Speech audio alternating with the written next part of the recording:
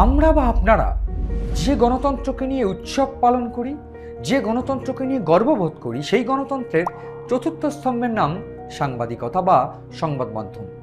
সেই সংবাদ মাধ্যমের উপরেই হামলা। এক রাতে মুখ বেঁধে এসে হামলা, এবং সেই চূড়ান্ত হামলায় বাংলাদেশের অন্যতম প্রথম সারির দুটি সংবাদ মাধ্যমের অফিস পুরো ভেঙে চুরমার করে দেওয়া হয়েছে।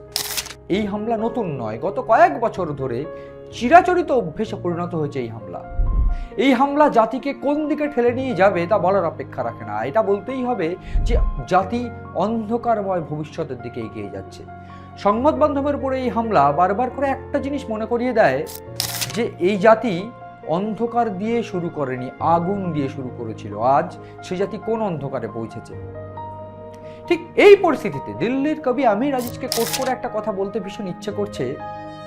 তোমরা ক্ষমতার জোরে মিথ্যে লিখবে জানি, প্রয়োজন হলে তেমন নিজের রক্ত দিয়েই না হয়, প্রয়োজন হলে তেমন নিজের রক্ত দিয়েই না হয়, সত্যিগুলো ঠিক লিখে রাখা হবে। এই লাইনগুলো তাদের জন্য যারা প্রথম আলো ডেইলি স্টারের পাশে দাঁড়িয়েছেন, যারা আমাদের মতন সত্যি কথা বলতে গিয়ে বারবার আক্রান্ত হয়েছেন, সেই সাংবাদিক, সেই সংবাদ মাধ্যম যারা রক্তচক্ষুকে উপেক্ষা করে, রক্তচক্ষুকে ভয় না করে ফের উঠে দাঁড়িয়েছেন। নমস্কার, আপনারা দেখছেন ইনসাইট, আর আমি আপনাদের সঙ্গে রয়েছি মণি ভট্টাচার্য। একটা অন্যতম গুরুত্বপূর্ণ বিষয়ে এই মুহূর্তে আমার আলোচনার টপিক বাংলাদেশ এবং গোটা বিশ্ব জুড়ে একটা অন্যতম ট্রেন্ড আমরা দেখতে পেয়েছি কয়েক বছর ধরে, যে সংবাদ মাধ্যমের উপর হামলা, সংবাদ মাধ্যমকে আক্রমণ। কেন? Soft target. আমরা বেসিক্যালি একটা জিনিস বারবার করে দেখেছি যে সংবাদ মাধ্যমের উপর হামলা করলে কেউ বলার থাকে না, কেউ তাদের পাশে থাকে না। সেটা এপারবঙ্গের বারাসাত হোক, এপারবঙ্গের কলকাতা হোক, কিংবা ওপারবঙ্গের ঢাকা হোক বা খুলনা হোক। আমরা এই আলোচনা এই মুহূর্তে করছি তার কারণ আমরা বাঙালি হয়ে এই বিষয়টা আমাদের মনের কোণে যে গভীর ছাপ ফেলেছে, যে আঁচড় ফেলেছে, সেটা কোনোভাবেই মুছে ফেলতে পারছি না। সেটা ছায়ানট হোক, ছায়ানটে বর্বর আক্রমণ, বা রাহুল আনন্দ যে শিল্পী যাদের বাড়ি ভাঙচুর করা হয়েছে, সেই রবীন্দ্রনাথ, যে রবীন্দ্রনাথ গোটা বিশ্বকে একজোট হতে শিখিয়েছে, গোটা বিশ্বকে লড়াই করতে শিখিয়েছে, যে সম্প্রীতির বার্তা শিখিয়েছে কাজী নজরুল ইসলাম, সেই সম্প্রীতির বার্তা, সেই রবীন্দ্রনাথ আজ হয়তো বাংলাদেশের প্রয়োজন নেই। এবং সে কারণেই ছায়ানট ভাঙচুর, সে কারণেই হয়তো প্রথম আলো, ডেইলি স্টারের মতন প্রথম সারির সংবাদ মাধ্যমে ভাঙচুর করে ল্যাপটপ, কম্পিউটার, হার্ড ডিস্ক সমস্ত কিছু লুট করা হলো, ক্যামেরা ভাঙচুর করা হলো। এভাবে কি সংবাদ মাধ্যমের কন্ট্রোল করা যায়? শুধু কণ্ঠরোধ নয়, সংবাদ মাধ্যমের কলম, সংবাদ মাধ্যমের যে জোর, তাকে আটকে রাখা সম্ভব হয়তো নয়। ঠিক সেই কারণেই প্রথম আলো ফের উঠলো, ডেইলি স্টার ফের উঠলো। দীর্ঘ কয়েক ঘন্টা বন্ধ বা কয়েক ঘন্টা স্থগিত রাখার পর প্রথম আলোর সংস্করণ বেরোলো। প্রথম আলো নয়, ডেইলি স্টারেরও সংস্করণ বেরোলো। এবং গর্বের সঙ্গে বলতে ইচ্ছা করে, সেই সাংবাদিক বা সেই সংবাদ মাধ্যমকে কুর্নিশ জানাতে ইচ্ছা করে যারা কিনা রক্তচক্ষুকে উপেক্ষা করে, রক্তচক্ষুকে ভয় করে না, রক্তচক্ষুকে ডরায় না। কেন বাংলাদেশ বারবার এই ধরনের ঘটনার শিকার? আমি একটু ইতিহাস মনে করে বলতে চাইবো। ডিবিসি বাংলা বা অন্যান্য সংবাদ মাধ্যম আক্রান্ত হয়েছিল 2024 অগস্টের পর। বারবার করে আমরা সেই চিত্র তুলে ধরেছিলাম যে কিভাবে সংবাদ মাধ্যমের অফিসগুলো ভাঙচুর করা হয়েছে, কিন্তু ঠিক সেই সময়কালে অফিস ভাঙচুর করে পুড়িয়ে দিয়ে সমস্ত কিছু নষ্ট করে দেওয়া হয়নি। কিন্তু এইবার চিত্রটা কিছুটা অন্যরকম। এই হাদি, ওসমান হাদি, শরীফ ওসমান হাদি, তিনি প্রাথমিকভাবে কে, এই চিত্রটা আমি বলছিলাম। প্রাথমিকভাবে তার জন্ম হয় এবং তারপর বাংলাদেশ জুড়ে ইনকিলাব মঞ্চ নামক একটা প্রতিষ্ঠান বা একটা সংগঠন খুলে তিনি নাম করেন, এবং এই বাংলাদেশে ভারত বিদ্বেষ ছড়িয়ে দিতে তিনি সক্ষম হন। এবং তাই জন্যেই কি এত ঘনিষ্ঠ হয়ে ওঠে বাংলাদেশের সাধারণ মানুষের এই ওসমান হাদি। এবং তারপর তার যে মৃত্যু, সেই আকস্মিক মৃত্যু, কারা জড়িত সেটা এখনো তদন্ত চলছে। এবং তারপর হাদির মৃত্যুর খবর প্রকাশ হতেই ঢাকা, শাহবাগ থেকে শুরু করে বিভিন্ন জায়গা, খুলনা, সমস্ত জায়গায় বারবার করে মিছিল, বারবার করে একেবারে জনসমাগম দেখা গিয়েছে, ভাঙচুর হতে দেখা গিয়েছে, হিন্দু যুবককে পুড়িয়ে মারতে দেখা গিয়েছে সাংবাদিক হত্যাও। ময়মনসিংহে যেরকম হিন্দু যুবক হত্যা, সেরকম রাজশাহীতে সাংবাদিক হত্যাও দেখা গিয়েছে। গত এক বছরে তথ্য বলছে বাংলাদেশে 1037 জন কোড আনকোড বলছি 1037 জন সাংবাদিককে হত্যা বা 1037 জন সাংবাদিক মোট আক্রান্ত, তার মধ্যে মৃতের সংখ্যা প্রায় 500 জন। এই চিত্রটা কোন দিকে ঠেলে নিয়ে যাচ্ছে জাতিকে প্রশ্ন উঠছে। তার কারণ সংবাদ মাধ্যম একটা অন্যতম গুরুত্বপূর্ণ স্তম্ভ গণতন্ত্রের, ঠিক সেই গণতন্ত্র কি তাহলে বাংলাদেশ হারিয়ে ফেলেছে? এই প্রশ্ন উঠছে যে এই গোটা ঘটনার দায় কার? যদিও প্রাথমিকভাবে তথ্য বলছে মোহাম্মদ ইউনূস অর্থাৎ শেখ হাসিনার পতনের পর বাংলাদেশের অন্তর্বর্তী সরকার প্রধান মোহাম্মদ ইউনূসের শাসনকালে এই সমস্ত ঘটনা এর দায় কার? মোহাম্মদ ইউনূস কি সেই দায় নিচ্ছেন? তথ্য বলছে মোহাম্মদ ইউনূস এই দুটি যে সংবাদ মাধ্যমের অফিস ভাঙচুর হয়েছে তাদের সঙ্গে ওভার দ্য টেলিফোন কথা বলেছেন, তাদের সম্পাদকদের সঙ্গে কথা বলেছেন, পাশে থাকার আশ্বাস দিয়েছেন। কিন্তু এই ঘটনা কার?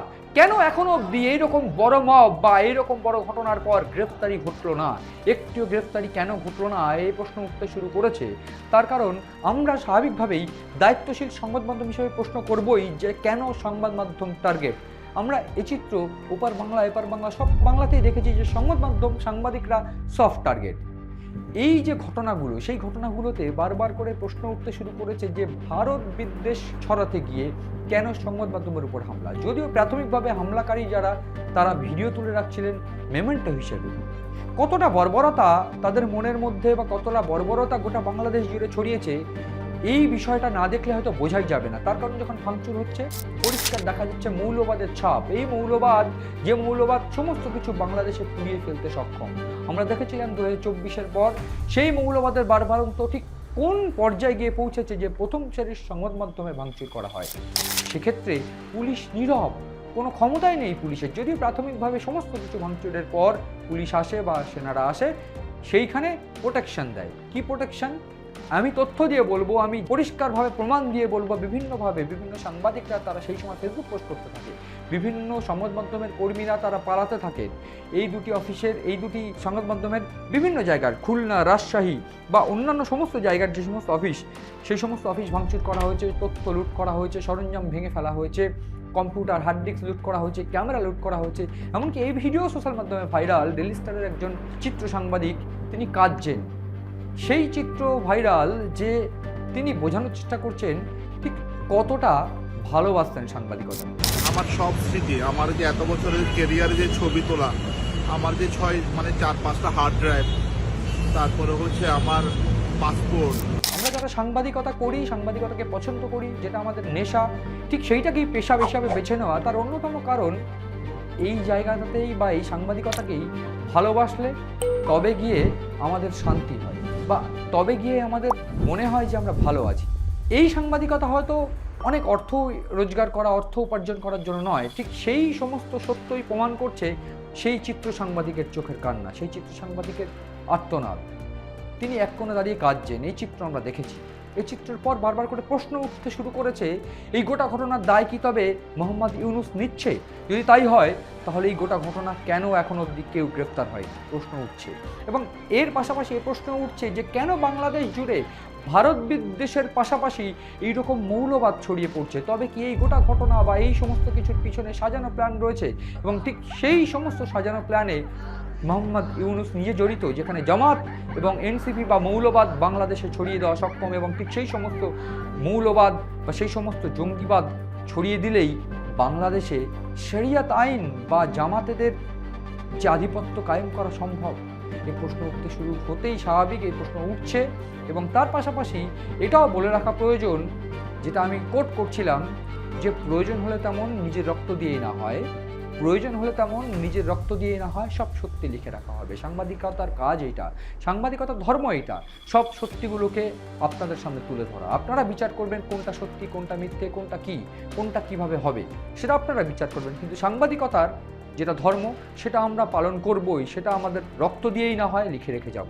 এবং সেই সমস্ত কিছু যে বাস্তব এবং এই যে ইন্সপিরেশন, আমাদের সাংবাদিকতা করার যে ইন্সপিরেশন, বাংলাদেশ জুড়ে সাংবাদিকতা করার যে ইন্সপিরেশন, সেইটাই দেখালো প্রথম আলো এবং ডেইলি স্টার। যেমনটা আমি বলছিলাম যে কোনো কিছু তাদেরকে রুখে রাখতে পারবে না বা দাবিয়ে রাখতে পারবে না, ঠিক সেই রকমভাবেই তাদেরকে কুর্নিশ তারা উঠে দাঁড়িয়েছে। তারা ফের স্বপ্ন দেখতে শুরু করেছে, তারা শুরু করেছে সত্যি লিখতে। আগামীতে যেন সেইটাই থাকে এবং সমস্ত মৌলবাদ, সমস্ত অশুভ শক্তি যারা জাতিকে, যারা সংবাদ মাধ্যমকে, যারা সত্যিকে একেবারে অন্ধকারে পাঠিয়ে দিতে চায়, আগুন জ্বালিয়ে দিতে চায়, তাদেরকে উপেক্ষা করে বারবার করে সাংবাদিকরা, সংবাদ মাধ্যমরা এইরকমভাবে উঠে দাঁড়াক, এমন প্রত্যাশা নিয়ে আজকের অনুষ্ঠান শেষ করছি। নজর রাখুন আমাদের এই পছন্দের অনুষ্ঠান বা আপনাদের এই পছন্দের অনুষ্ঠান ইনসাইডে। নজর রাখুন সিএন ডিজিটালে।